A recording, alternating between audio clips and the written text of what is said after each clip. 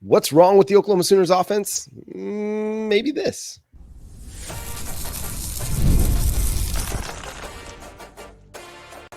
You are Locked On Sooners, your daily podcast on the Oklahoma Sooners. Part of the Locked On Podcast Network, your team every day. What's up, Sooner Nation? Welcome to Locked On Sooners, and thank you for making Locked On Sooners your first listen every single day. Shout out to all the everydayers. Today's episode is brought to you by 5 Hour Energy. Go to 5hourenergy.com and use promo code LOCKEDONCFB to receive 20% off your order. That's Locked On CFB to receive 20% off your order at the number 5hourenergy.com. I'm John Williams. This is Jay Smith. And hey, if you're like us, you're probably dealing with a little bit of a hangover effect from last night's or Saturday night's win over the Houston Cougars, 16-12. It was a game marked by really, really good defense and really, really struggling offense. And we're going to lead with that. And I think we got to start with Jackson Arnold because that's been the biggest topic of discussion across Sooner Nation, across college football. What's up with Jackson Arnold? And Jay, I'm going to let you go ahead and have the floor on this one to start. And we'll see if we're kind of in the same place on this. But what do you think is going on with Jackson Arnold, at least in this game? I think there's a combination of two things. One, I think he's trying really hard to be perfect and not make any mistakes, as in he's waiting for the player to get open instead of throwing them open. You know, kind of one of those traits you need to be an NFL quarterback. You can't throw to wide open people all the time. You got to throw guys open majority of the time. And the other thing is he's missing the chemistry he had with the top wide receivers, right? He spent all of last season with the Nick Anderson, Jaden Gibson, Jalil Farouk, Andrell Anthony, right? Having some reps with them along with Dylan Gabriel. And now he has none of them actually on the field. So he's building a whole new relationship with wide receivers. And like one player I mentioned last week, even though he struggled with 2 drops, JJ Hester, supposedly he did really well with him in fall camp. And so I'm trying to understand, why wouldn't you have him out there? We decided to play a whole bunch of smaller wide receivers. I mean, the tallest dude's 5'8", and it kind of looked like it, right? At the same time, the defense was not giving us the deep ball. They did not want to get dusted. They gave us everything underneath, and we just refused to take it. So to me, Jackson Arnold needs to do a better job of not only putting the ball in the right places, but taking advantage of what the defense gives you. You don't have to force passes deep all the time. When they gave you that deep pass to Brendan Thompson, you took it because you saw that they had Deion Burks bracketed on that post.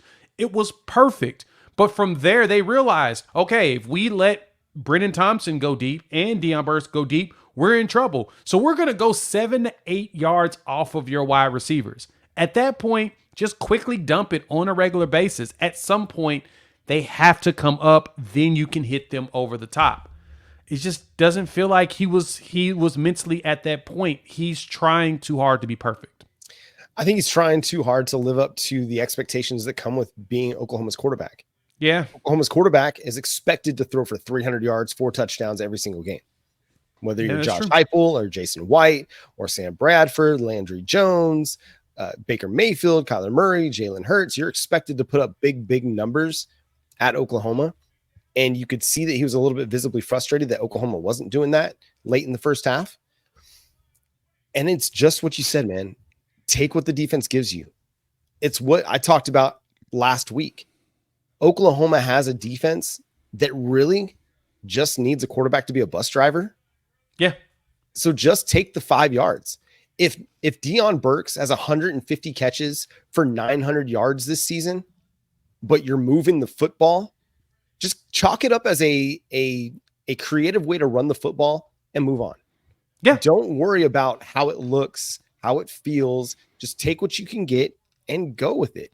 I think some of it was just a mental letdown by him and a lot of the guys on the offense. We saw miscommunications. We saw that, the run game obviously is not going to be there. And if you don't have a run game and you're an offense, it's going to be a little bit difficult to throw the ball downfield because the defense isn't going to have to commit anybody extra to the box. And they didn't have to against Oklahoma's running game. So, the offensive line's inability to get, push up front, that matters. But just back to Jackson Arnold, I said it on social media.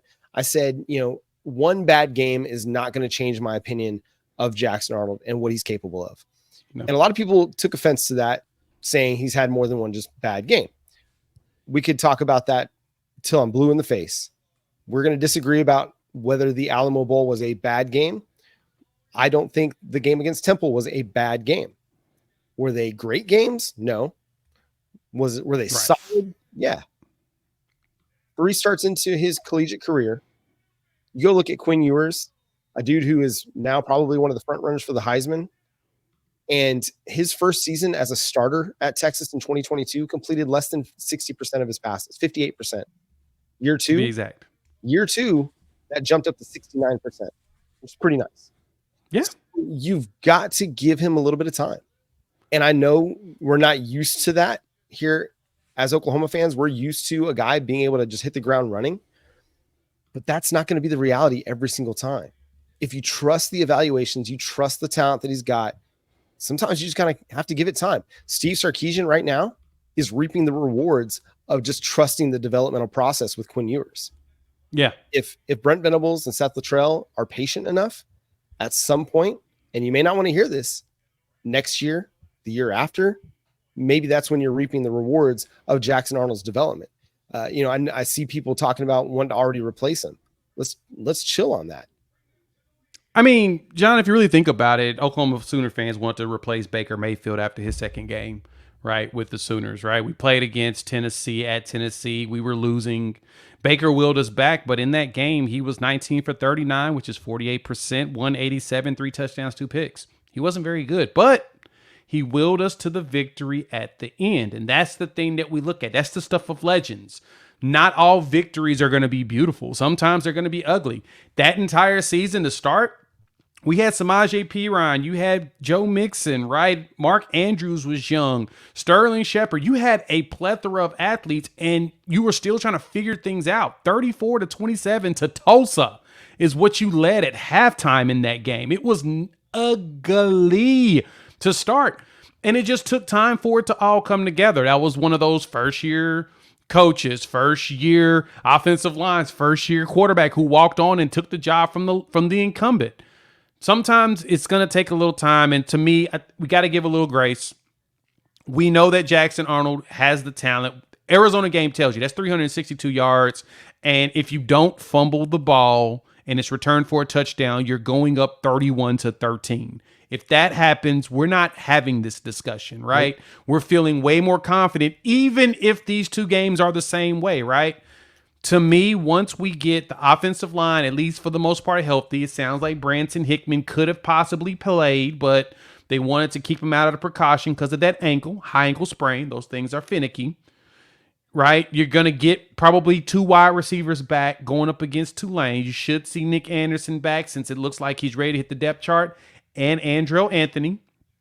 If you get both of those, then at that point, guess what, John?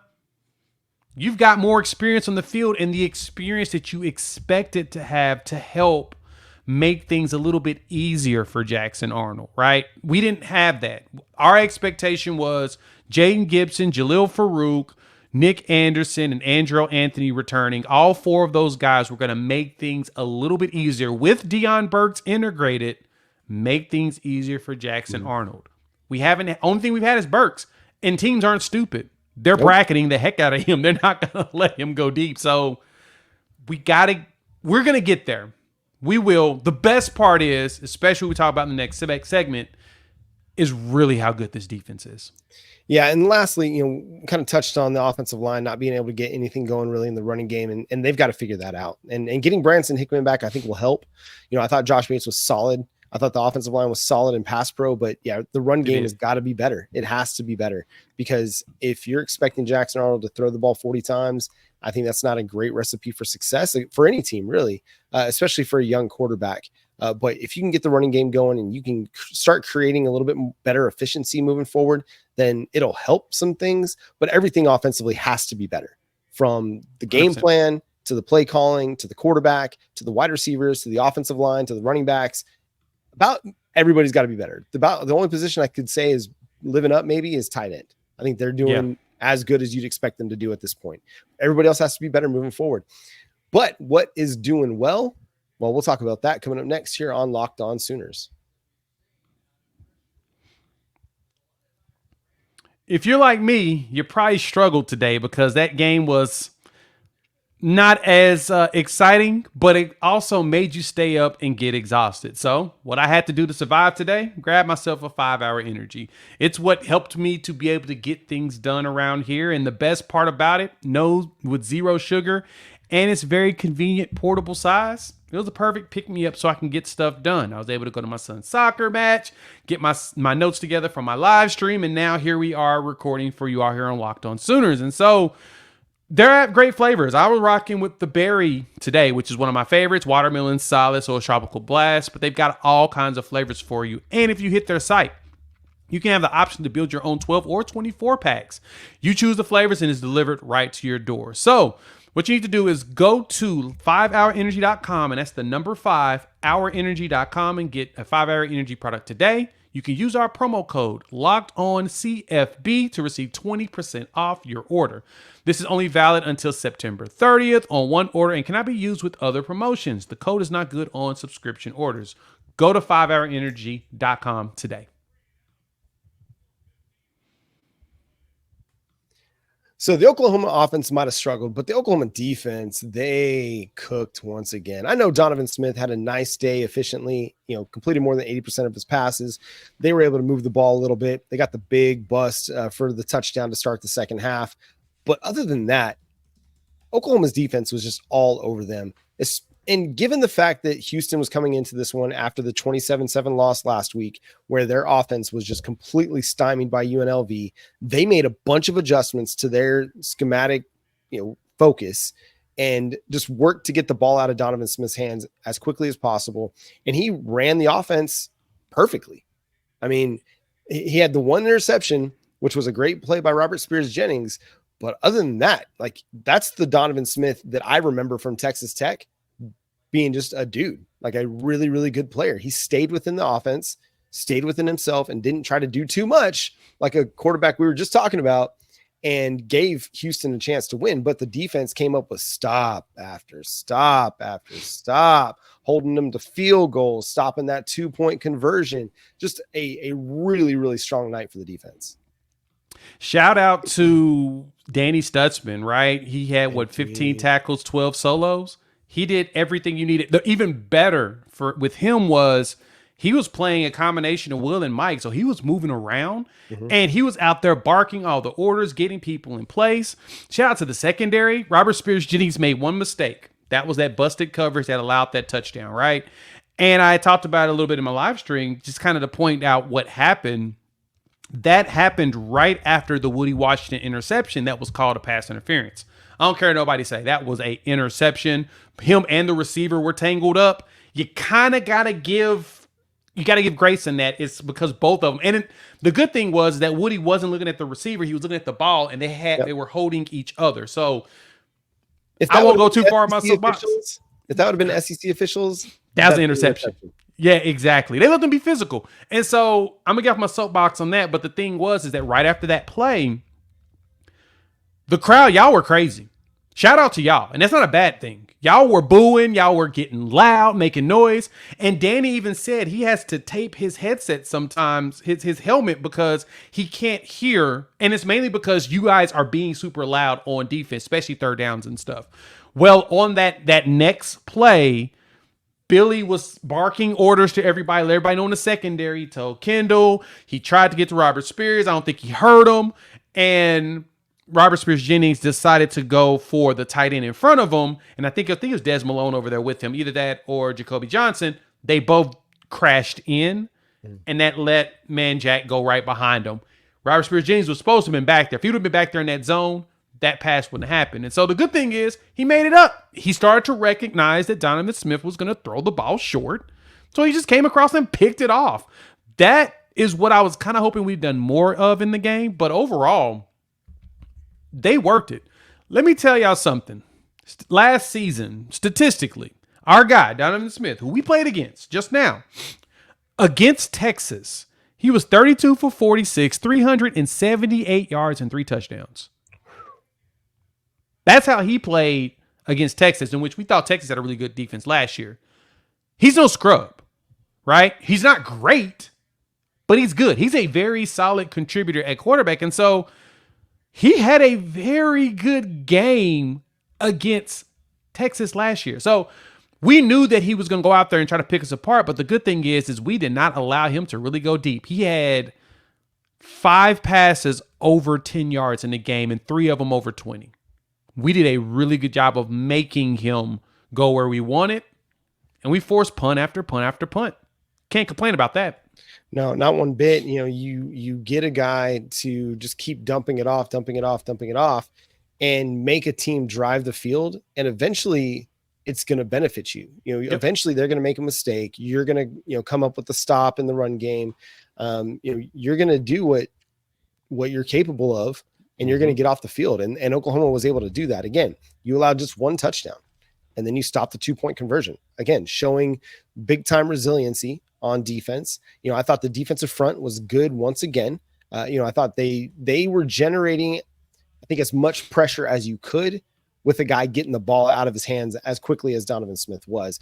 Dominic Williams, I know we're going to talk about standouts in the next segment, but man, Dominic Williams, dude, that's the dude that you were really going for, right? The guy that you were really trying to get after because of that right there. I mean, a guy that can really just take over a game, and he did just that.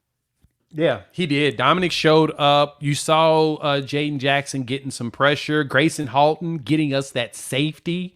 And just saying that he was not going to let nothing else happen, right? He was able to, he blasted through, and it looked like Donovan Smith saw him coming, and when he was backing up, he tripped, and just, like, I'm falling and I can't get up, need to get him the emergency button, and Gracen Halton fell on him, got the sack. I mean, he finished that game, and he was out there playing his butt off. And so I feel like our front 7 is really, really strong, and the secondary is coming along very well. We just got to make sure we don't allow busted plays, especially big ones, because we're going to start playing against some teams that if you allow big busted plays, you're going to be in trouble. But overall, this team has been balling, in my personal opinion. Yeah, I like what I'm getting from the defense. I think, at every level, you're having guys making plays. You're having dudes up front taking over possessions and making plays to get off the field. You're having the linebackers stepping up, whether it's Stutsman or Samuel Masigo or Lewis Carter, or, you saw Jaron Cannon getting in there and getting after it. Kip Lewis was good once again, or the secondary, I thought, had another really, really solid game. So that's what you have to build off of, is that you have a defense that is capable of winning you a football game. And how long has it been since we felt good about that? Now, we had defenses at different times that would kind of show up and be able to, get a late stop and win you a football game. But it was a consistent performance from start to finish. Just when you thought, okay, maybe they're going to start getting tired out here. No, they turned it up a notch, right? When Houston was, trying to mount that comeback on that second to last drive that they had, what happened? Well, Gracen Halton just darted through the offensive line and got the safety. He was on a leash and somebody let him off, and he was after him. It was crazy how quickly he got into the backfield and got him. And so that's the thing that's really encouraging about the defense, is that as the game went along, they didn't get more tired. They didn't wear down. They didn't slow down. They continued to just play and continued to battle. And I didn't notice, an increase in missed tackles, some of the things that you would expect to happen as a game went along. Again, it just, from start to finish, a consistent product. And that's what you want, right? You want the team that shows up first play of the game in the first quarter to be the same team that's showing up on the last play of the game in the fourth quarter. And that's really, really encouraging. Yeah, that's the big thing for me is seeing that, like you said, even with 35 minutes of field time for this defense, a lot. They were like, no, we're gonna cause problems, and we're gonna make sure that this team's not gonna be as successful as they want. We forced 8 punts, right? Like, they did everything he asked for and more. I'm proud of the way that the defense played, and some people may not be sold on it. I am. I'm sold on the fact that they're forcing teams to do not what they want. They're making them chip away. And then at a certain point, especially in the run game, we're not letting them run on us. That was one problem we did have in the past. Right. This year, we're not allowing those runs, right? We're one of the top rushing defenses out there. We're getting up, maybe like 60 yards a game? That's pretty low, especially in some of the teams we played against that like to run the ball. We'll see come Tulane and then Tennessee and then Auburn, because those three schools love to run the ball. If we're holding them well under 100 yards, that's going to be disruptive to their entire offense. And that's going to be critical for us to be able to win. Yeah, I don't expect Oklahoma's defense to be able to hold a team like Tennessee to 1.7 yards per rush, but if they can hold them to 3 yards per rush, that's going to go a long way to having a chance to beat that team when the Vols come to town in 2 weeks. Who stood out? What games stood out in SEC play? We'll discuss coming up next here on Locked On Sooners.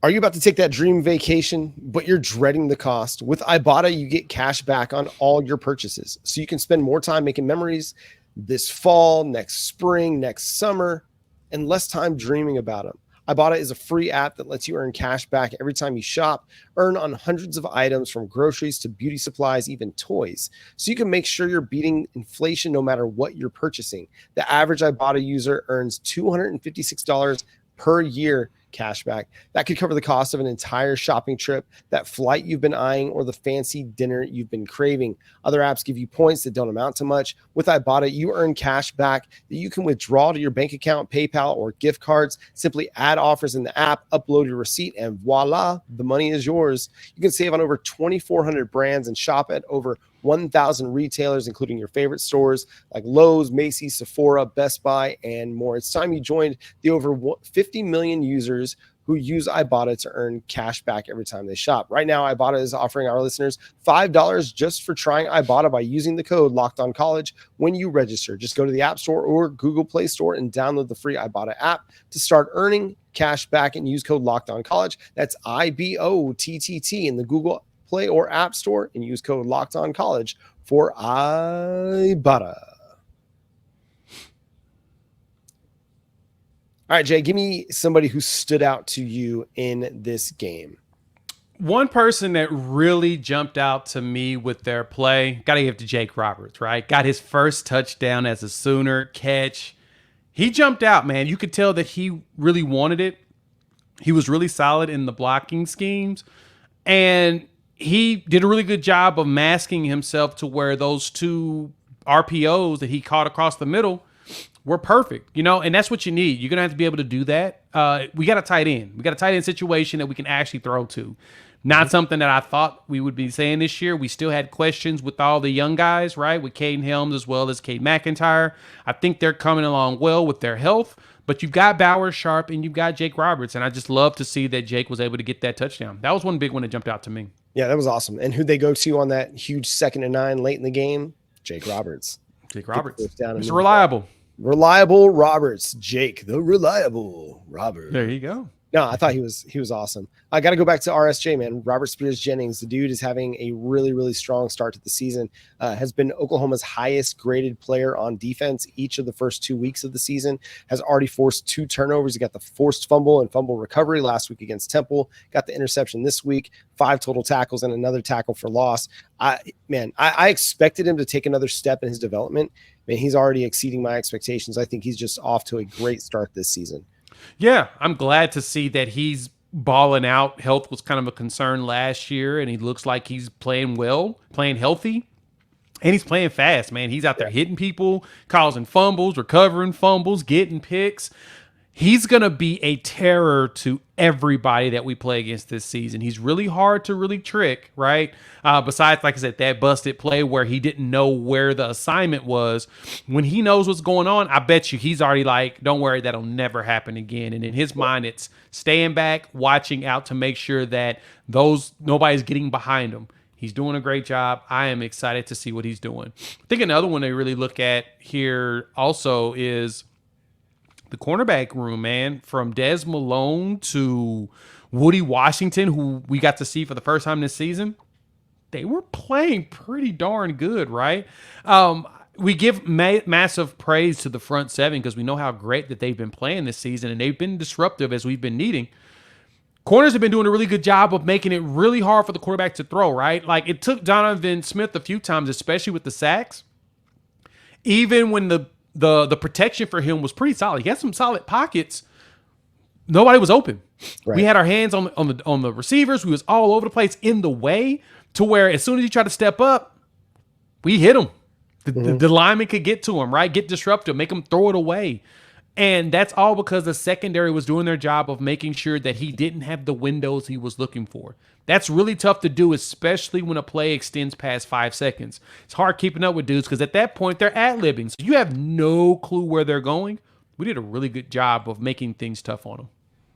Which SEC game stood out to you this week? Auburn lost to Cal at home. That game was I was watching that one. 4 turnovers, Peyton Thorne. 4 turnovers, Peyton Thorne. Because the funny thing is no shade or disrespect to all my Auburn brethren out there, but after the first game, everyone was excited and said they had a passing game. And then we saw what Cal did to them, right? Where did it go? Did it just go disappear? Did it just vanish? Did it no longer exist? Yeah, I was fascinated by that. I was wondering if Josiah Wagner was going to end up with a pick in that game too, with the way that they were playing. But yeah, man, that was not a good game for them at all. I don't feel bad, but it was a bad game. Yeah, on the maybe more worrisome side, South Carolina looks legit. I know they kind of struggled with Old Dominion in week 1, but dude, they made life really difficult for Brock Vandagriff. The dude only completed 4 passes.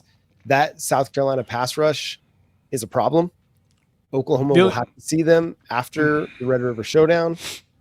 I feel a little bit more concerned about that one than I might have 2 weeks ago. So they're really good. It's funny you say that because I had mentioned to somebody not too long ago that some of these SEC schools that we're writing off are probably going to be better than the ones that are ranked up high right now, right? I really think that South Carolina is going to show out and cause problems. Kentucky was one of my sleepers, but at this point, if Brock Vandagriff can't complete a pass, then no, there's zero concern about them whatsoever. But Dylan Stewart is going out there causing problems. I think Gabe was calling him Jadeveon Clowney 2.0, and I'm gonna 100% agree that with a whole lot more bend and athleticism than Jadeveon. Oh my goodness, just watching. I hate swooning over a player like that, but watching him bend around tackles and getting at a one-on-one, he shouldn't be this good this fast. It's not fair. Right. I think he checked his birth certificate. I think he's been in the NFL for like the last 10 years and when nobody knew it. That's right. Kid's good. So, yeah, they're one team that we definitely need to keep our eyes on because I think they're going to be a lot better than people expect. What's your reaction to Texas beating Michigan? Expect it. Yeah. Michigan lost starting quarterback. They got drafted in the top. Their head coach is gone. I think half their offensive lines went to the NFL. One of the school's all-time leading rusher is gone. A lot of the components to make that offense run gone.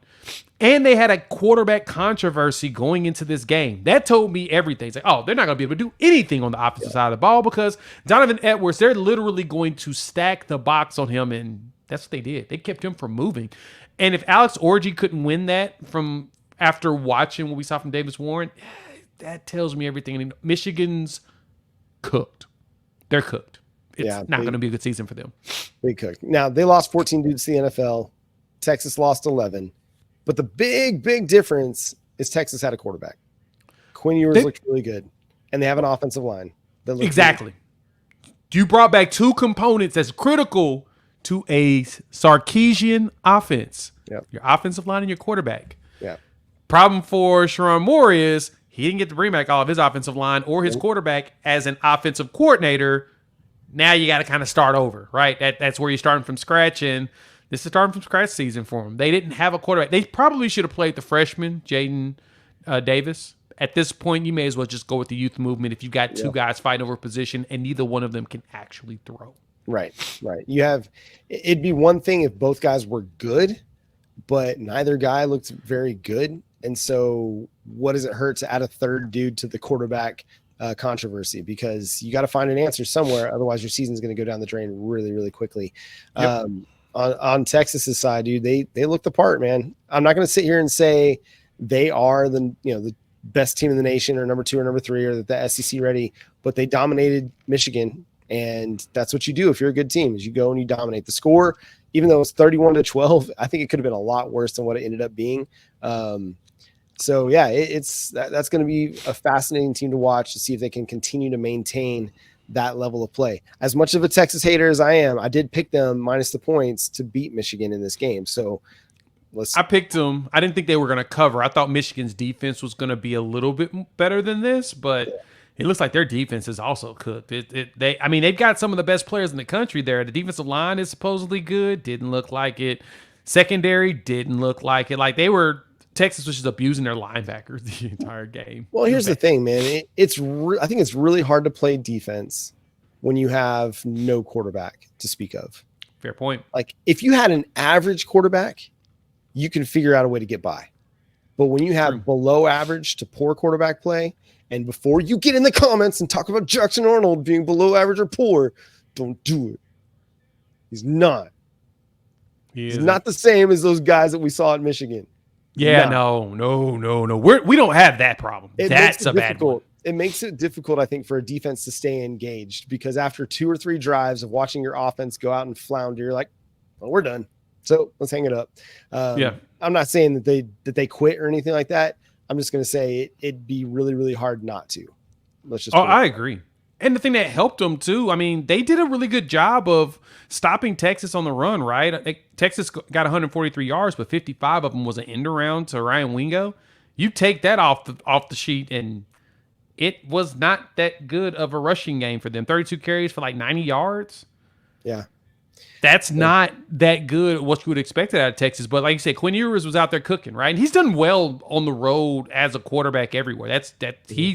He when he's locked in. And that's something that we've seen. Now, I know Texas fans will come in and say, oh, he's the best quarterback, blah, blah, blah. To me, if he was as good as everyone says he was, he would have went pro last year when everybody said he was the best quarterback in college football. That's just my personal thoughts. I think that he's a solid quarterback, and he does a very good job inside of Sarkisian's system. We've got to see if he can keep that up for the entire year. Plus, we haven't seen him be healthy for a full season yet, so we'll see how that goes. I was thinking about that earlier today. I think it was just really wise by him and his inner circle to say, hey, this 2024 quarterback class is pretty deep, but 2025 is not. There's a really good chance you can make a lot more money by staying back one more year and getting drafted higher probably in 2025. Final games to touch on of note before we get out of here. Tennessee, dude, they're legit 51-10 over NC State.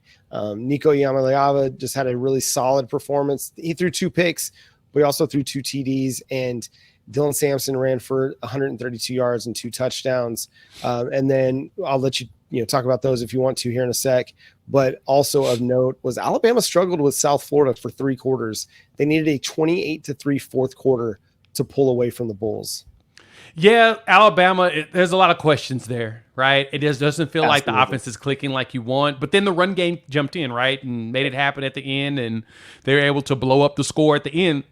I mean, you had Alabama fans mad, like that it took to the fourth quarter to do that. I mean, just like Sooner fans were really mad that it took to the fourth quarter to do that against Temple. But yeah, it was not as warm and fuzzy there in Alabama as you would think. But yeah, I think Nico Iamaleava is the real deal right now. I mean, he did okay in the game, 16 for 23, solid number there. Like I said, he had 2 picks as well as 2 touchdowns. Their run game is what's making it so much easier for him, right? Yep. It's like he doesn't have to do everything. Yep. And so it allows for Heupel to get him going in groove, right? He can get him into a groove or whatnot because the defense has to respect both. And, I mean, Sooner fans are going to jump in here and say, that's what we need. We just need to get our running game going, right? Shout out to Hollywood Smothers. He got himself 6 carries for 25 yards against Tennessee. Former Oklahoma commit that went back home, But Dylan Sampson looks like the real deal. 20 carries for 132. That's huge with 2 touchdowns. 20 carries. I would love to see a running back on our squad. They ran about 44 times, John. I would just like to average 4 yards per carry. Let's just go with that. Like, I don't care who does it or how many times they do it. Just give me 4 yards per carry for the game, and I'm good to go. That's going to do it for today's episode of Locked On Sooners. Thanks so much for tuning in and being a part of the show. Subscribe to the show wherever you get your podcasts. We're free and available on all podcast platforms and on YouTube. Also, go join us on the Locked On Sooners Insider Program by texting Sooners to 405-817-6711. That's 405-817-6711 to join.